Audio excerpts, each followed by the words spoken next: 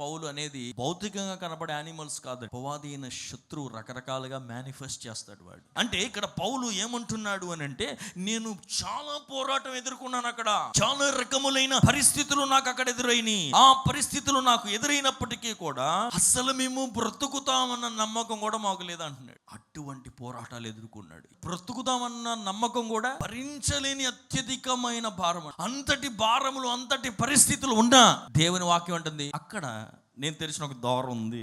ద్వారం మాత్రం కాదు, మనుషులు ఎవరు చేయలేనిది చేసే దేవుడు ఒక ఉన్నాడని, సమయములను తారుమారు చేసే దేవుడు ఉన్నాడని, పరిస్థితులను బ్రేక్ చేయగలిగిన దేవుడు ఒక ఆయన ఉన్నాడని. ఇక్కడ మనుషులు క్రియేట్ చేయగలిగిన దారంటూ ఏమీ లేదు, ఆధారపడడానికి లేదు, చేయగలిగింది లేదు. ఇక్కడ ఆ పరిస్థితుల మధ్యలో ప్రభు అన్నాడు, నేను నీ కొరకు ఒక గొప్ప ద్వారమును తెరిచి ఉన్నాను. We are going through the hardest life situations, adversities.